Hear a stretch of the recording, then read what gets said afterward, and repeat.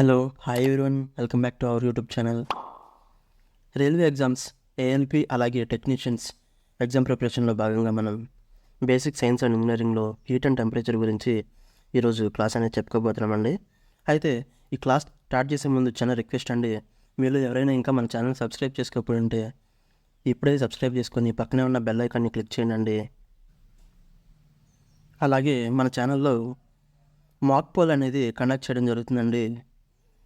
అంటే exam point of వ్యూలో ఎటువంటి టైప్ ఆఫ్ బిట్స్ అనేవి వస్తాయి అనేది అప్పుడప్పుడు మీకు మాక్ పోల్ అనేది కండక్ట్ చేస్తూ గత 2-3 రోజుల నుంచి కండక్ట్ చేయడం జరుగుతుంది.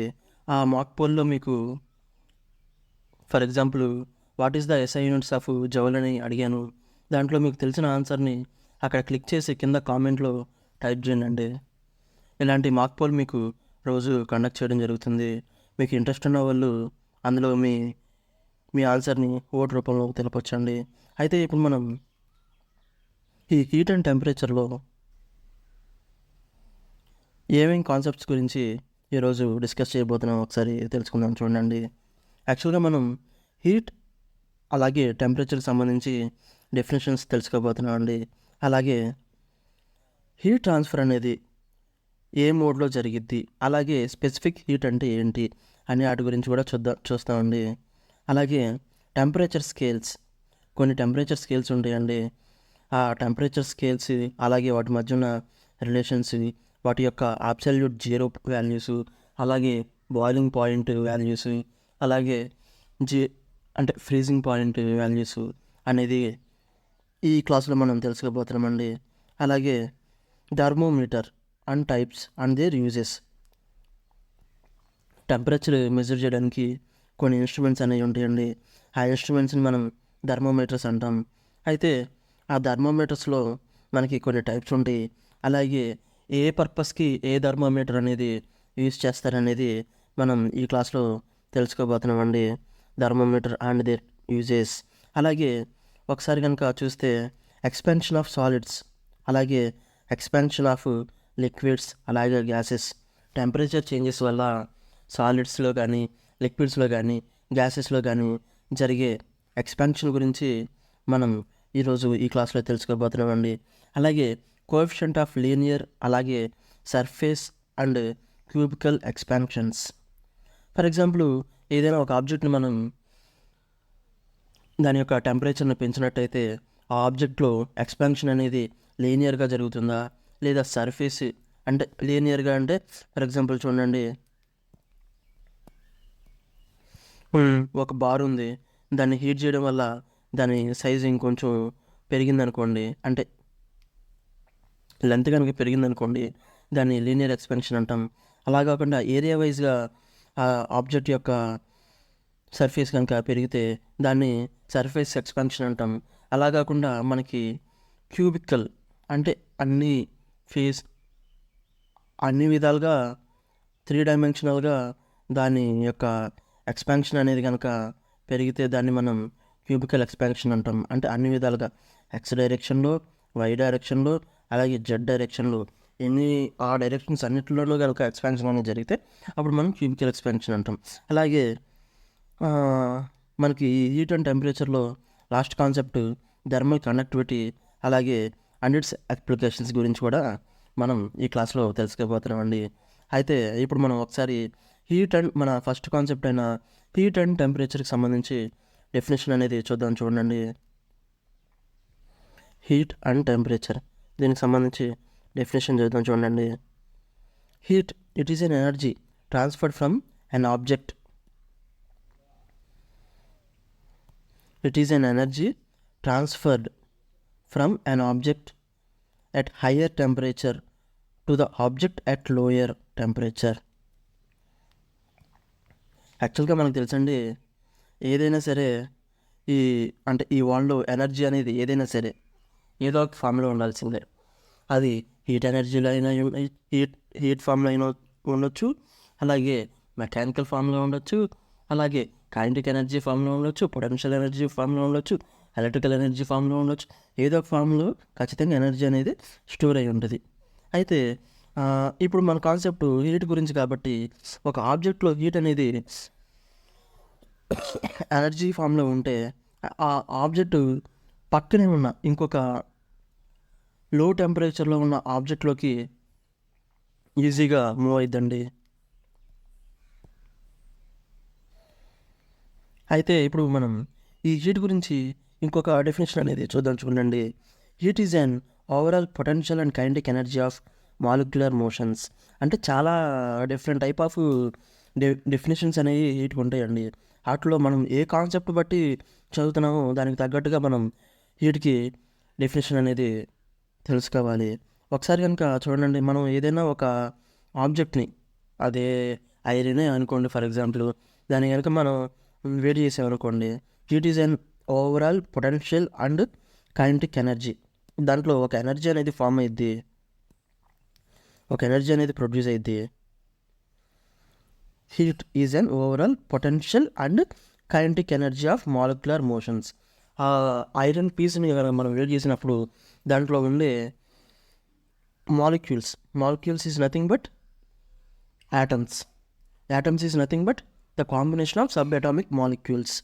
సో వాటి మధ్య మనకి కైనెటిక్ ఎనర్జీ అలాగే పొటెన్షియల్ ఎనర్జీ అనేది క్రియేట్ అయ్యి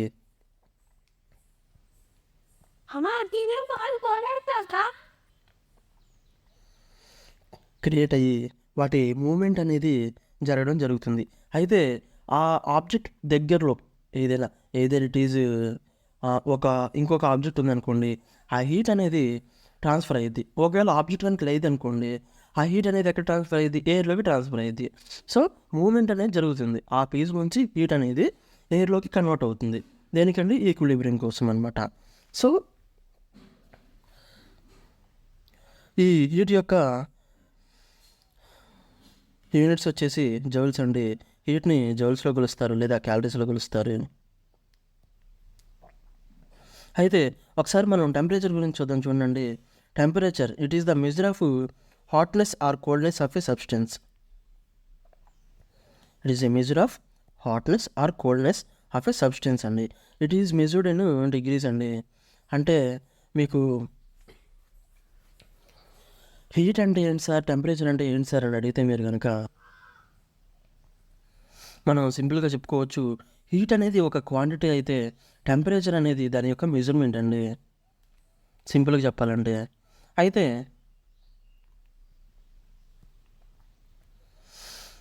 ఆ టెంపరేచర్ని మనం మెజర్ చేయడానికి కొన్ని డివైజెస్ని యూజ్ చేస్తాం. ఆ డివైజెస్నే మనం థర్మోమీటర్స్ అంటామండి. అయితే ఈ థర్మోమీటర్స్లో మనకి చాలా టైప్స్ ఉన్నాయి. డిగ్రీస్ని మెజర్ చేస్తూ మనకి కొన్ని థర్మోమీటర్స్ ఉంటాయి. అలాగే ఫారెన్హీట్ మెజర్స్లో మనకి కొన్ని థర్మోమీటర్స్ ఉంటాయి. అలాగే కెల్విన్ మెజర్స్లో మనకి కొన్ని థర్మోమీటర్స్ ఉంటాయి. అయితే ఈ టెంపరేచర్కి కూడా యూనిట్స్ కూడా అట్లాగే ఉంటాయండి. డిగ్రీ సెల్సియస్ అనొచ్చు, ఫారెన్హీట్స్ అనొచ్చు, లేదా కెల్విన్ అని కూడా అనొచ్చు. అయితే ఇప్పుడు మనం నెక్స్ట్ కాన్సెప్ట్ అయిన మోడ్ ఆఫ్ హీట్ ట్రాన్స్ఫర్ గురించి చూడండి. హీట్ ట్రాన్స్ఫర్ అనేది మనకి 3 విధాలుగా జరుగుతుంది. అది కండక్షన్ కానీ, కన్వెన్షన్ కానీ, రేడియేషన్ కానీ. సో ఈ ఈ 3 విధాలుగానే ఎనర్జీ అనేది ట్రాన్స్ఫర్ అయ్యింది. ఒకసారి దానికి తగ్గట్టు మనం పిక్చరైజేషన్తో ఒకసారి వీడియో చూడండి. కండక్షన్ చూడండి క్లియర్గా. Mode of heat transfer. Heat transfer అనేది 3 విధాలుగా జరిగింది: కండక్షను, కన్వెన్షను, రేడియేషను. అయితే ఒకసారి ఆ కండక్షన్, కన్వెన్షన్ గురించి మనం ఇమేజ్ చూసి చూడండి. ఇక్కడ రైట్ సైడ్ మనకి కనపడుతున్న ఇమేజ్ కింద హీట్ అనేది ప్రొడ్యూస్ చేయడం జరుగుతుంది. మనం చెప్పుకున్నాం కదండి, హీట్ అనేది ఎనర్జీ ఫామ్లో ఉంది. అయితే ఈ హీట్ ఎనర్జీ ట్రాన్స్ఫర్ అవడం వల్ల మనకి అక్కడ పైన ఉన్న బౌల్ కానీ, ఆ బౌల్లో ఉన్న వాటర్ కానీ, లేదా ఆ చుట్టుపక్కల ఉన్న వాతావరణం కానీ ఎఫెక్ట్ అవుతుందండి. అది ఏ విధంగా ఎఫెక్ట్ అవుతుందంటే 3 విధాలుగా ఎఫెక్ట్ అవుతుంది: కండక్షను, కన్వెన్షను, అలాగే రేడియేషన్. అంటే ఒకసారి మీరు కనుక చూడండి, మనకి ఫస్ట్ది కండక్షన్ కాబట్టి కండక్షన్కి ముందు ఒకసారి మీనింగ్ చూడండి. It is the mode of heat transfer medium is required. In this mode of heat transfer medium is required.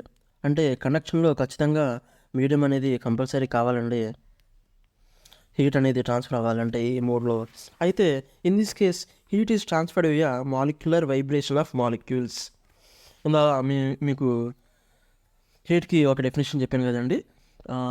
ఒక ఆబ్జెక్ట్ కనుక హీట్ చేస్తే ఆ ఆబ్జెక్ట్లో ఉన్న మాలిక్యూల్స్ కైనెటిక్ ఎనర్జీ అలాగే పొటెన్షియల్ ఎనర్జీ గెయిన్ చేసుకొని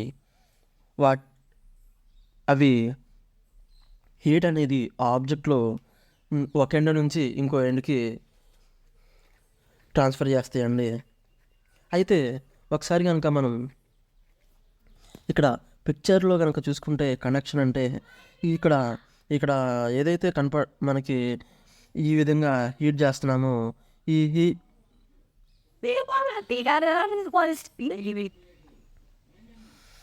ఇలా హీట్ చేయడం వల్ల ఏమవుతుందంటే ఈ హీట్ అనేది ఫస్ట్ ఈ బౌల్లో ఉన్న మాలిక్యూల్స్ అన్నిటిని ఈక్విలిబ్రియం స్టేట్కి తీసుకురావడానికి ట్రై చేస్తుందండి మెయిన్ థింగ్. అలా హీట్ అనేది ఈ బౌల్లో దాని యొక్క సర్ఫేస్లో ఇలా మాలిక్యులర్ మూమెంట్ వల్ల మొత్తం ఎక్స్పాండ్ అవుతుందండి.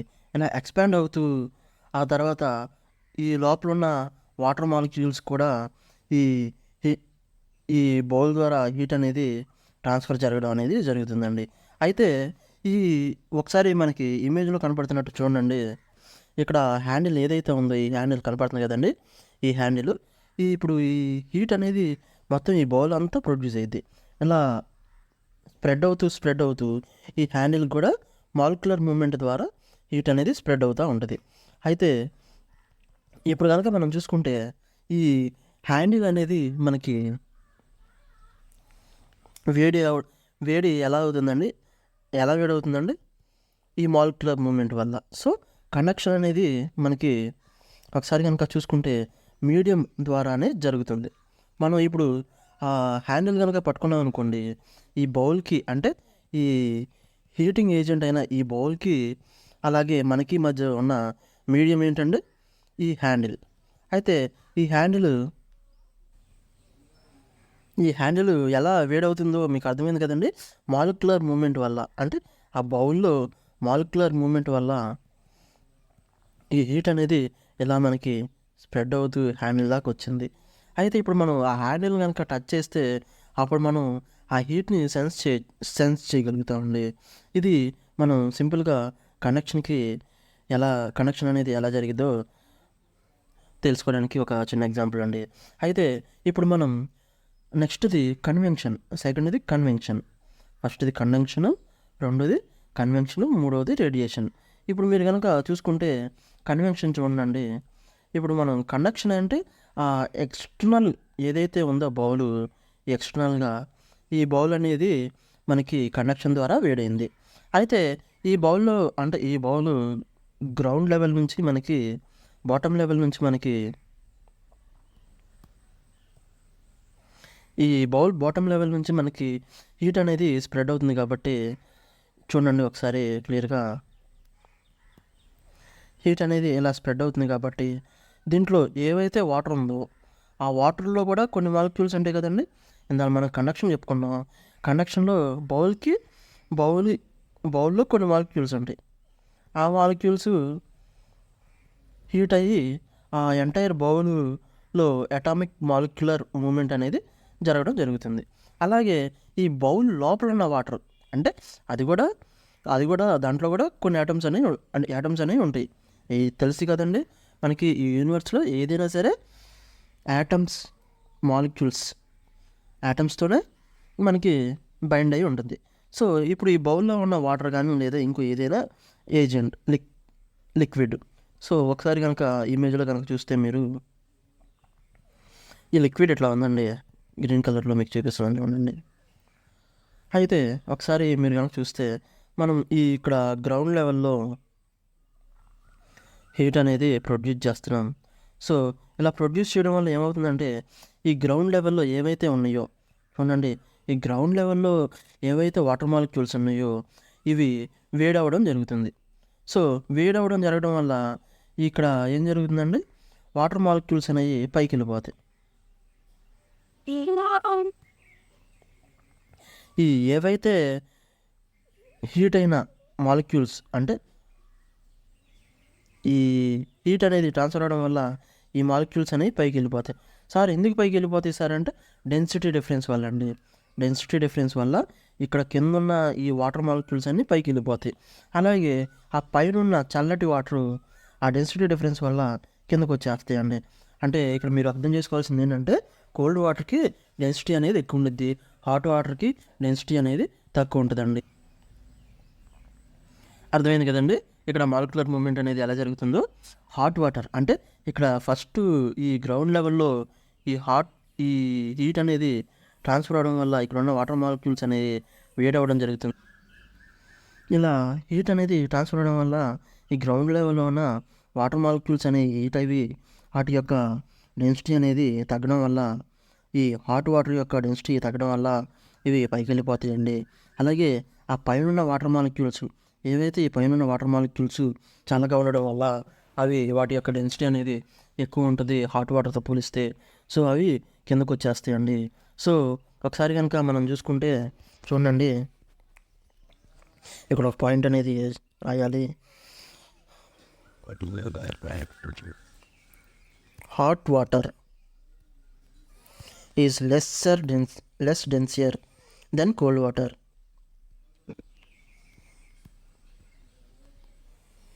డెన్సియర్ దెన్ కోల్డ్ వాటర్. సో ఈ డెన్సిటీ డిఫరెన్స్ వల్ల పైన కోల్డ్ వాటర్ యొక్క మాలిక్యూల్స్ అనేవి కిందకు వచ్చేసి హాట్ వాటర్ యొక్క మాలిక్యూల్స్ పైకి వెళ్ళిపోతాయండి. సో ఈ ప్రాసెస్ అనేది కంటిన్యూస్గా జరగడం వల్ల మనకి ఆ లోపల ఉన్న వాటర్ అనేది కంటిన్యూస్గా అంటే ఫుల్ఫ్లెడ్జ్డ్గా హీట్ అవ్వడం జరుగుతుందండి. ఎప్పటి వరకు హీట్ అవుతుందండి, ఈక్విలిబ్రియం స్టేట్ రీచ్ అయ్యే వరకు ఆ లోపల ఉన్న వాటర్ కంటెంట్ అంతా ఈక్విలిబ్రియం స్టేట్ వరకు వచ్చే వరకు కంటిన్యూస్గా బాయిల్ అవుతూనే ఉంటాయండి. సో ఇప్పుడు మనం కన్వెన్షన్కి ఒక డెఫినేషన్ చూడండి. In fluids like water or air temperature transfer of heat takes place due to actual movement of particles from one place to another. అంటే ఇక్కడ మూవ్ అయ్యే పార్టికల్స్ ఏంటండి, వాటర్ మాలిక్యూల్స్. సో వాటిని మనం పార్టికల్స్ కూడా అంటాం. అయితే ఆ మాలిక్యూల్స్ మనకి గ్రౌండ్ లెవెల్లో నుంచి అంటే ఆ బౌల్లో ఉన్న గ్రౌండ్ లెవెల్ నుంచి టాప్కి వెళ్ళిపోతాయి. అలాగే టాప్లో ఉన్న కోల్డ్ వాటర్ టాప్ పొజిషన్ నుంచి గ్రౌండ్ లెవెల్కి వచ్చేస్తాయి. అదే ఇక్కడ చెప్తున్నాడు, place due to the actual movement of particles from one place to another. అదే అండి. అయితే it cannot occurs in vacuum. ఇది కన్వెన్షన్ అనేది వ్యాక్యూమ్లో జరగదు. చాలా ఇంపార్టెంట్ అండి, గుర్తుపెట్టుకోవాలండి. కన్వెన్షన్ అనేది వ్యాక్యూమ్లో జరగదు. అలాగే మరి ఇందాక మనం కండక్షన్ చెప్పుకున్నాం కదా, కండక్షన్కి ఖచ్చితంగా మీడియం అనేది ఉండాలి. Medium is compulsory required for conduction. అలాగే second point convention, it is not occurred in vacuum. అయితే in both conduction and convention heat spreads all parts of the medium. చూడండి ఇక్కడ, in both conduction and convention heat spreads across all parts of the medium. అంటే చూడండి, ఇందాక మనం conduction గురించి చెప్పుకున్నాం. కండక్షన్లో మనకి ఇదంతా మీడియం అనండి, ఈ బౌల్ అంతా. సో ఈ బౌల్ మొత్తం మనకి మీడియం కిందే మనం తీసుకుంటాం కాబట్టి ఈ దీంట్లో హీట్ పార్టికల్స్ అనేవి అంటే మాలిక్యూల్స్ అనేవి ఏవైతే హీట్ ఎనర్జీని గెయిన్ చేసుకుని అవి మూమెంట్ అనేది ఎంటైర్ ఈ బౌల్ యొక్క బాడీ మొత్తం స్ప్రెడ్ అవుతాయి. సో అలా స్ప్రెడ్ అవడానికి ఖచ్చితంగా మీడియం అనేది కావాలి. ఏంటంటే ఇక్కడ మీడియం, ఈ బౌల్ అనేది మీడియం. అలాగే కన్వెక్షన్లో మనకి హీట్ అనేది స్ప్రెడ్ అవ్వడానికి మీడియం అనేది కావాలి. ఆ మీడియం ఏంటంటే ఇక్కడ వాటర్ అనమాట. సో ఈ కండక్షన్ కానీ కన్వెన్షన్ కానీ ఖచ్చితంగా మీడియం లేకుండా హీట్ అనేది ట్రాన్స్ఫర్ అవ్వడం జరుగుతుంది. కానీ ఈ కన్వెన్షన్ అనేది వ్యాక్యూమ్లో జరగదండి హీట్ ట్రాన్స్ఫర్. సో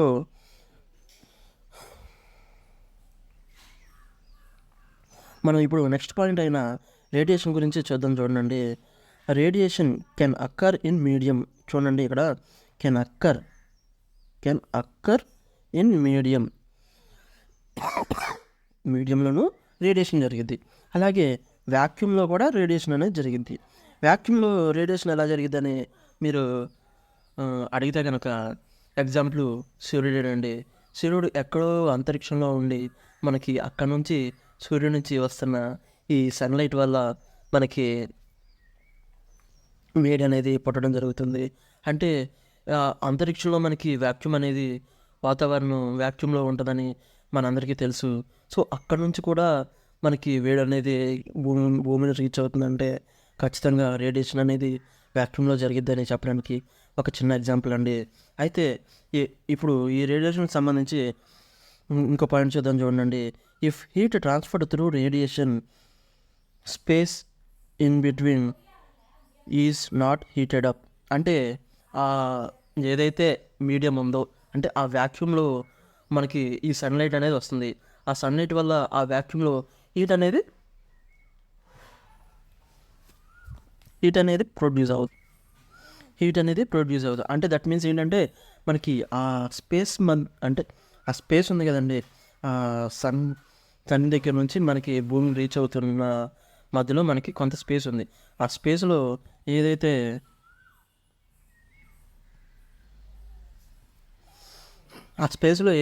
అంటే ఫర్ ఎగ్జాంపుల్ ఆ స్పేస్లో ఏదైతే వ్యాక్యూమ్ ఈ గ్యాప్ అనేది ఉందో, ఆ రేడియేషన్ వల్ల ఆ స్పేస్ అనేది మనకి హీట్ అవ్వడం అనేది జరగదు. కానీ ఆ హీట్ అనేది ఆ వ్యాక్యూమ్ ద్వారా వచ్చి ఏదైనా ఒక ఆబ్జెక్ట్ మీద పడితే ఆబ్జెక్ట్ మాత్రం ఖచ్చితంగా వేడయ్యే అవకాశం అనేది ఉంది. అదే ఇక్కడ మనకి ఈ పిక్చర్లో చూపిస్తున్నాడు చూడండి. ఇక్కడ హీట్ అనేది ఈ బౌల్ని వేడి చేయడానికని హీట్ అనేది కింద మనం ఇవ్వడం జరుగుతుంటే మనం పక్కనే ఉండి, అంటే మనం ఎగ్జాంపుల్ చలిమంట వేసుకుంటామండి.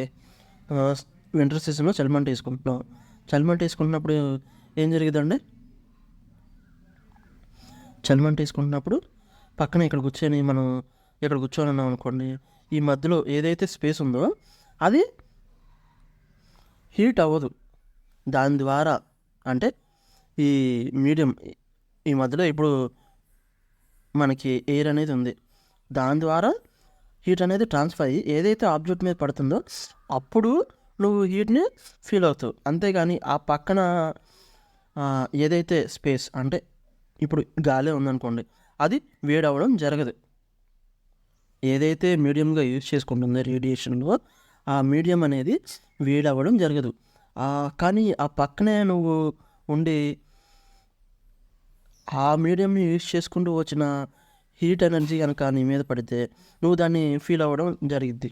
సో రేడియేషను ఇలా జరగడానికి మనకి అవకాశం అనేది ఉంటుందండి. ఒకసారి కనుక ఈ ఇమేజ్లో చూడండి,